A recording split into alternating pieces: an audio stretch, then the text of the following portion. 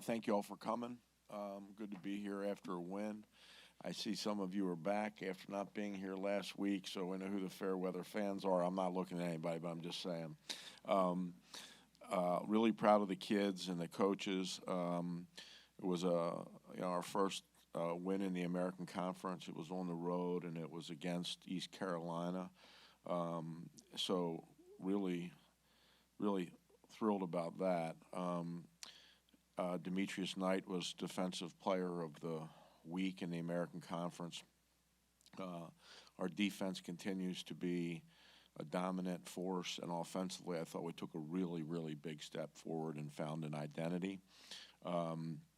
We're starting to, put things together, and I'm very proud of the maturity of the team. I think I told them on Sunday that had this game been 3 weeks ago, it might have been a different outcome. But they're maturing mentally and emotionally and really coming together, and we can see that in the way they play. I will say these Carolina people were great hosts to us, and a lot of people have talked about that possibly being an in-state rivalry game because we're in the same conference now, and we'll, I think, be playing every year if the league so chooses to schedule that. And that would be a great thing for everybody. And my goals are to try to make that game going forward one of those really great rivalries. There's two kinds of rivalries. There are the rivalries like Michigan State, which are not great rivalries. That has devolved into a mess. And then there's really great rivalries where there's lots of respect for one another, and that's what we're hoping this will turn into. We have Florida Atlantic this week on a short turnaround for us and for them. They are a really good football team. They have a lot of athletes, a lot of kids from the South Florida area, a lot of bounce-back players that are from South Florida. Head coach is a terrific head coach. He was I've known him for years. I knew him when he was a coordinator at Ohio State. But he's been a successful head coach at Houston, and then he was the head coach at Texas.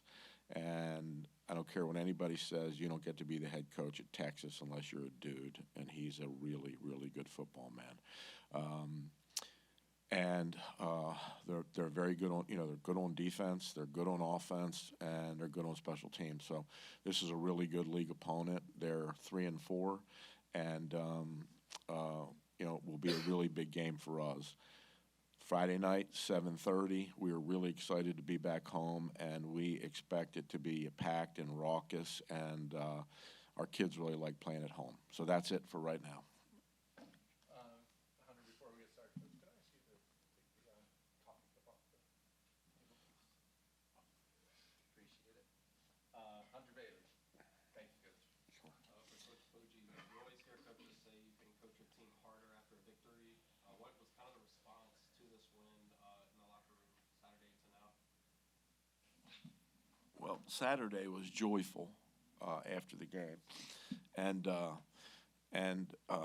Sunday was joyful. But we have a 24-hour rule. You get to either learn from mistakes or and even learn from victories, but enjoy victories, feel the pain of losses and learn from them. But we're on to FAU right now, and we sped our week up, so we're really midweek kind of practice schedule right now, and we are talking about getting better. That's what we're talking about. We're not interested in maintaining what we've done. We have to get better to win this game. We've done nothing. We're 2-5. We're not 5-2, and so everybody ought to not.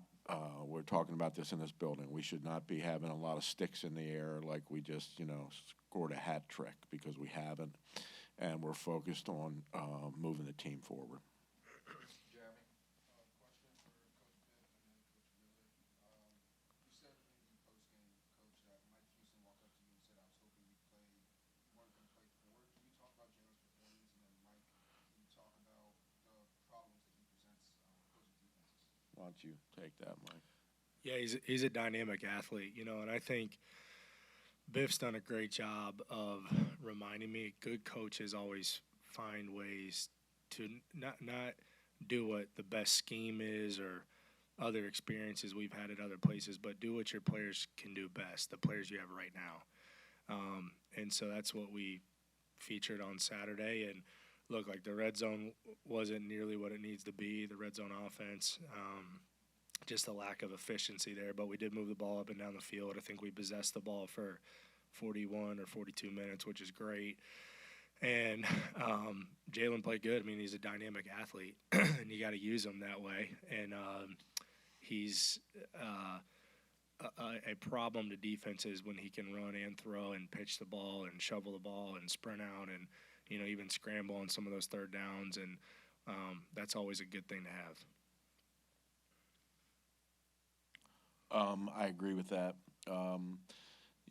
Just continuing to kind of find our identity. I think we found some of it offensively on Saturday, but we need to continue to build that out. I don't expect Friday night to look like Saturday. We're not going to do the same thing every week. But we kind of know what direction we want to generally go in. So. Cam? Kind of piggybacking off that question, Jalen has led the team in rushing 4 of the 7 games. So for Coach Pogue and Coach Miller, just how can we, or how can you guys sustain that, moving forward and possibly playing some tougher defenses? Well, he's a football player. Football players need to play football, and if he runs out of steam, we've got other guys, and we're not gonna play him any differently because he has the letters QB behind his name, right? So we've got offensive tackles that play every snap. So quarterbacks need to play every snap and do what we ask them to do. So that's how I feel about it. Yeah, just we talk about too in our room. You're never broke taking a profit. Take what the defense is giving you. And so that was him rushing the ball 27 times. That's great. It's good for our offense. And if that's distributing the ball when it's there, then distribute the ball. Just do it. He's coached to do. Did a much better job of that. And we got to continue to coach him. Richard? Coach, obviously you have a long history with Jalen Jones. What does it say about his maturity that he goes through the process of starting and then a rotation and now it's kind of your starting quarterback again? I mean, obviously that's got to be a challenge for him as well as for you to try to, as Coach Miller put it, get the best players in the best situation. Well, it's not a challenge. Look, his challenge is that he's got to deal with a head coach that can't make his mind up, right? So, but my mind is made up finally. Took half a season, but finally made it up. And he's been great. He has said he will do whatever we ask him to do, and he has. And so, really, that's just me having to be more decisive, I think.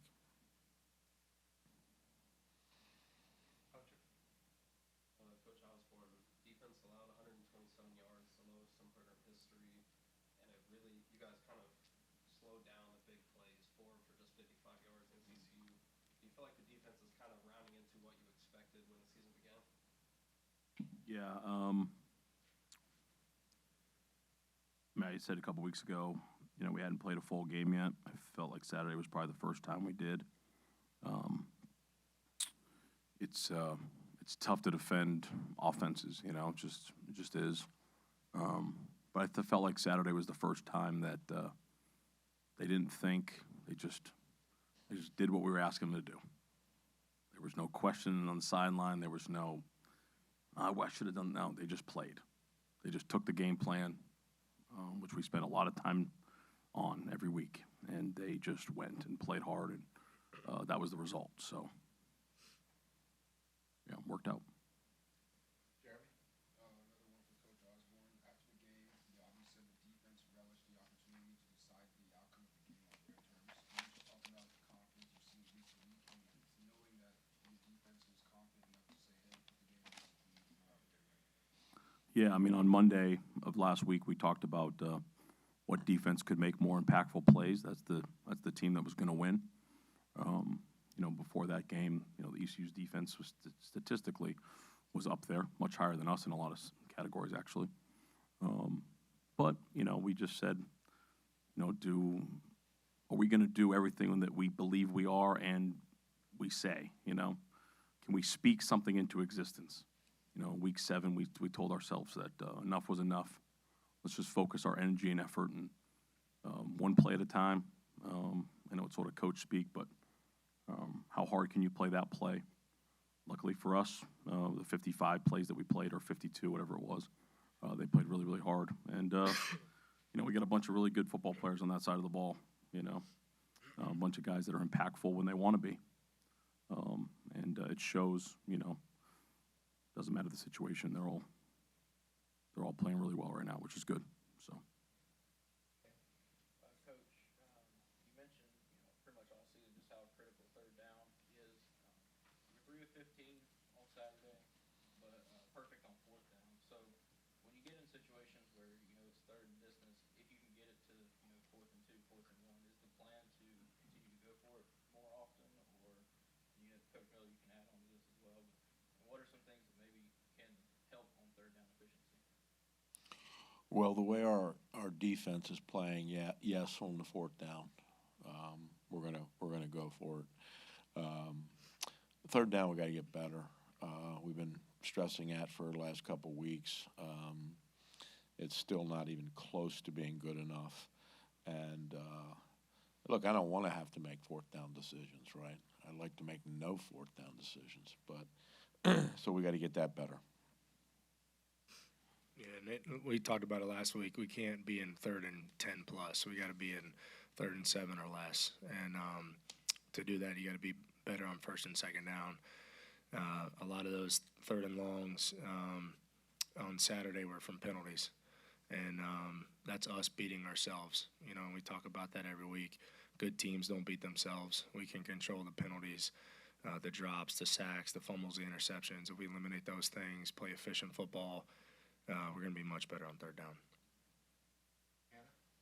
Coach Osborne, Demetrius Knight was Defensive Player of the Week. Just talk about his game and more he brings. Yeah, I mean, he, like I was telling someone earlier today, I mean, he just works really hard, puts a lot of time in what he's doing. You know, success is not hard to figure out. You know, you look at successful people in general, a little bit of luck, but they work hard. All successful people, for the most part, work hard. So the formula for success on playing defensive football is very simple. You know, you got to show up every day. You got to work hard. You got to put one foot in front of the other. You got to have more good plays than bad, right? And with him, he's one of those guys that just, he might have a crappy day, but the next day, you know, he's going to bring his best. And on Saturday, it showed. I mean, he was just a disruptive force, both him and Nakai. I mean, they're just really, really good. They work really well together. You know, you've seen that the last 2 weeks. I mean, they just play off of one another, you know. He had a couple Emmys now, so don't make him seem like this god, but they play really well together. And I think, honestly, because Nakai, in the position that he's playing, it allows Demetrius to play a little faster. And we started Stone handy and Yabi, obviously you saw in the beginning of the game. I think that really helped a lot of other people as well. So it was a collective group, but yeah, Demetrius Knight, he got credit and well-deserved, don't get me wrong, well-deserved, but all of them are playing really well. I would have given, there were a few guys I could have given Defensive Player of the Week to in that conference, or in our conference, I should say. You know, they all played really well. Jeremy, for coaches, you said it before that you play well in practice, you get the opportunity to play in the game. Is there any part of you that uses Jalen Jones' play as an example to the rest of the team about that next man up mentality, that even though you might not be starting this game, if you continue with the, I guess, the flow of practice in the game, if you have a shot to attack one point when you started? You mean with Jalen specifically? Yeah, like, is he an example? You can use him as an example and say, hey, well, Oh. Jalen had an opportunity to play well, anyone could do that. Well, yeah, we talk about that, you know, often, and the coordinators talk about that. I mean, it is a complete meritocracy. There's no favorites, right? It's no favorites. And you practice well, you get your number called. If you get your number called and you play well, your number gets called again, and again and again and again. And if you practice well, if you don't practice well, your number never gets called. if you practice well and your number gets called and you play and you don't play well, it doesn't get called again often. So that's kind of the philosophy on it. Hunter, for both coordinators, Osborne first, what kind of challenges does FAU present with McCammon, Wester, et cetera, on the offense? And then for Coach Miller, Evan Anderson, Smoke Munchin, a couple different guys on the defense for the Owls, what challenges do they present to you guys? Yeah, obviously, different quarterback than beginning of the year. That quarterback was with Charlie Fry at Central Michigan. He's the offensive coordinator. Obviously, Tom Herman, offensive guy as well. They do a really good job. Obviously, number one's got 66 catches in the year, which is 40 more than the next guy on the team. So they really do a good job of getting him in open space, putting the ball in his hands and letting him be the athlete that he is, Offensive line is good. Probably not the best we've seen, but not the worst we've seen. But it's a good offensive line in this conference, so we'll have to do a really good job in the run game. But I think just what they do offensively, they put skill guys on lesser athletes and try to get mismatches in that regard by some of the different formations and motions they use. It's like anything else, we got to just do a really good job of playing our calls based on the situation, and I think we'll have a really good day on Friday night. Yeah, they've done a great job from a defensive perspective. They're very sound in what they do. The head coach is obviously an offensive guy, but the defensive coordinator's done a great job. They fly around, play hard, and I would say it's the most sound defense we've prepped for, meaning there's not a lot of different looks. There's not multiple fronts. There's not multiple coverages. They kind of play what they play, and they're coaching the fundamentals and the technique more so than the perfect call or the scheme, which I respect a lot. And for us, it always comes down to us and not about them. It's about playing to our standard, playing winning football. Like I said, winning the turnover margin, eliminating fumbles and interceptions, eliminating sacks, which was huge for us last Saturday. We didn't take a sack, and then the penalties. And we got to do a better job in the red zone, in finishing drives, putting points on the board. But they've done a good job, and the score and their record doesn't reflect the tape, in my opinion. But I know we have a really good game plan for them. We actually started on the bus ride home from East Carolina. We had time to watch 3 or 4 games as an offensive staff, and then came in. Sunday was Monday for us, so I think it's going to be good for us on Friday night. Jeremy, going off that a little bit, Coach, you said you left some points on the board with some unforced errors, especially some personal fouls. What do you do, or is there anything you can do in practice to eliminate those fouls and unforced errors? Torture would be one way to do it, but just keep stressing it, really. It's frustrating because,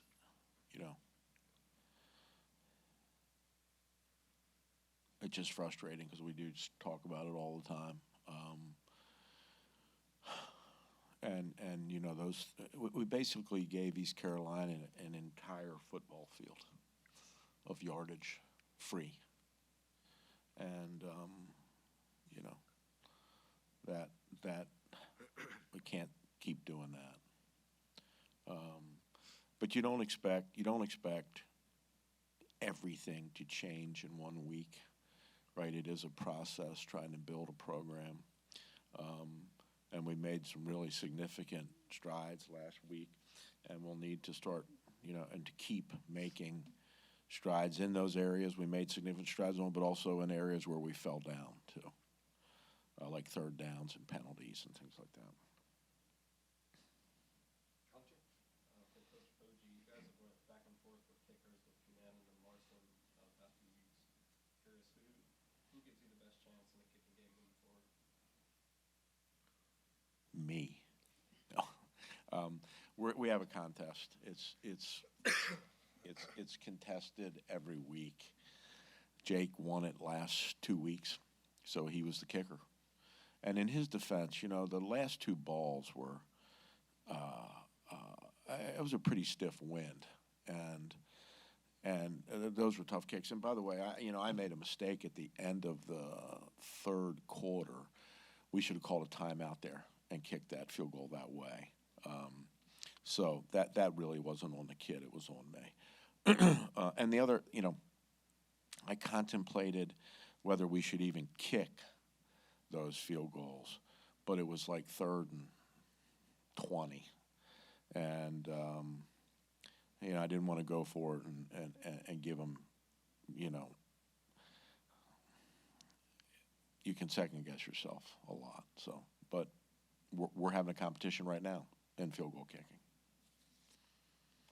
I'm curious for Biff and then Mike Miller. Do you expect Jaden Bradley to contribute to the offense this year? I'll take that one. We don't make any comments about players, where they are, what they're going through in their lives. I'll just answer it this way. If he is on the field, you'll see him.